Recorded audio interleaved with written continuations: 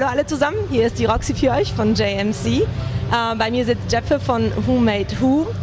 Gerade eben war ihr Auftritt und wie ihr hört, meine Stimme ist weg, weil ich so wild mitgeschrien habe. I just told that you performed your show and I was so crazy that my voice completely gone, as you can hear. That's a good compliment.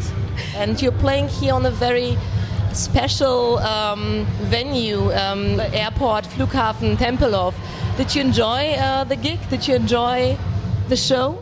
I enjoyed everything about the show. I mean, I enjoyed coming here. I mean, we've been flying to Tempelhof like a few years back, and it's always been a very great experience to like see this airport and the story about it, and it's really fascinating. And the fact that you have the runway in the back and the lights going up out there, and the moon is full, and there's a lot of people, and they're really into the music. It just makes a very special atmosphere. Well, I've heard that you have very famous fans, for example, Chicks on Speed or Josh Homme. Well, how does it feel to be the everybody's darling of the indie scene? It's really a good compliment. I mean, especially the fact that Josh Homme, he had been playing one of our songs. When we heard it, we couldn't believe it. So it took us a long while to just realize that he actually was playing our music. And when we heard the song on the internet, and we were like, wow, this is so big. This is a big honor. But the funny thing is that when we did the first album, nobody of us really knew very much about Queens of the Stone Age. We just had like very far away. We knew there was a band called Queens of the Stone Age, but we didn't really know them that well. Oh. So it's been after the fact that we heard Josh Homme was playing our song, we found out, oh, this is really cool. But now we're really big fans. Are you planning to cover one of the songs of Queens of the Stone Age? No, I think that would be very inappropriate somehow, because it's just like you can say that the fact that he covered our song is is way better. Well, but it would be quite cool to hear a song. Yeah, we could do that. If Queens of the Stone Age they ask us to do a remix, we are very ready for it. Well, your current album has the title The Plot. How did you come up with this title? Is there a story or a plot about this title? Yeah, but it's such a long plot, and it's the plot of this album. The plot is that we tried in the creative process. We tried to do everything in one album, because we succeeded in the first album in doing something that was really efficient and good, and then on the second we thought, now we want to have everything in the same album. It was just like a crazy plot. So the plot of the plot is maybe that there's not really a plot behind. Well, but it's also, you know, who made who is this question, who made who, and who's behind it all, and what's the plot? Like there's this conspiracy thing behind it all, and the answer is just standing out there, and nobody really knows what the answer is. And we don't even know. So WhoMadeWho has nothing to do with the AC/DC album? To be honest, Thomas, the drummer, he found the vinyl when we were trying to figure out a name for the band, and he saw that cover and he thought, hey, that's actually a cool name for a band, and we need a band name, so let's do this as a working title. And then we couldn't figure out anything better, and we were like, yeah, okay, we'll keep that. I mean, the Beatles, that's also a shit name. It's a cool band. Why not? Who made who? Well, let's take that. Well, Take That is also a band name. Take That is also a band name. There's many band names. Well, I also like your video, Keep Me in My Plane. Well, plane fits also in this area here. Yeah, exactly. This guy is called Good Boy Creative, who did the video. They got the video. They instantly had this vision about this guy who wants to develop himself. He always wants to raise the bar. He wants to go higher. He wins the Nobel Prize. He's winning Tour de France. He's winning the soccer game. He's eating sushi of a naked woman. He's getting a child, and he achieves everything. But he's not. But happy. He's not really happy. And then at one point in the video, he gets a heart attack. And at that point, you can see when they're standing like this, trying to lift him up. You can see him. He's smiling a little bit for the first time. And then when he's doing the speech later on for the Nobel Peace Prize, he's dying.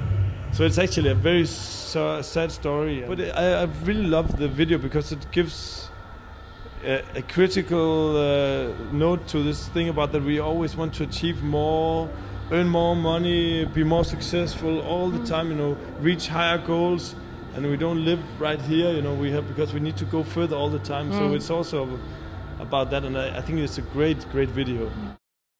Well, you come from very different music styles, from jazz, rock, from dance.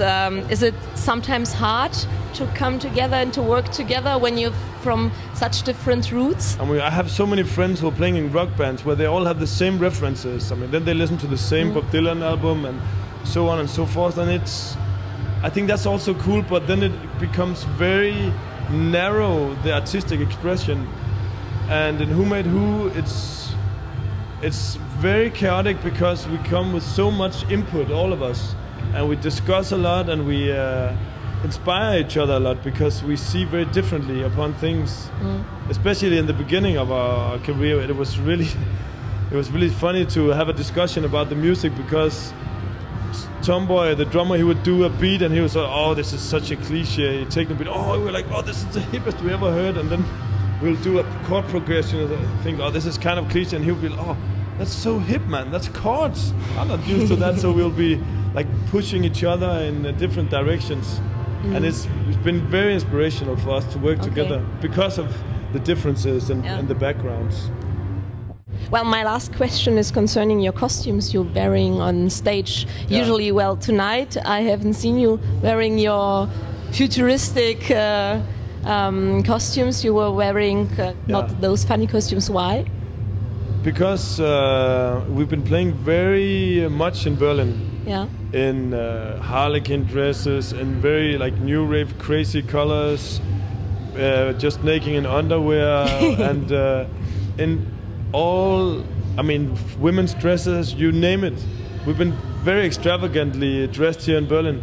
So we thought that now it was the time to go down, reach like the soil, go Amish.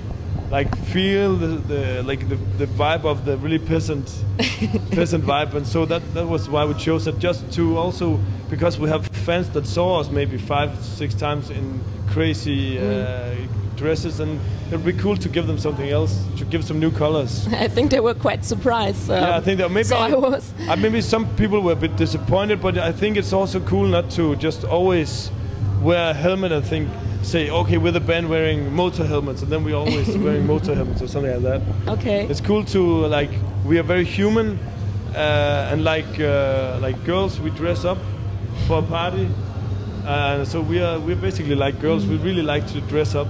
Actually, I think when you play music, you always, when you go on stage, you go into this zone where you're not the normal you're the guy on stage person. I mean, I wouldn't run like I did on stage. For example, if we were now we're having a conversation, we're just taking it easy.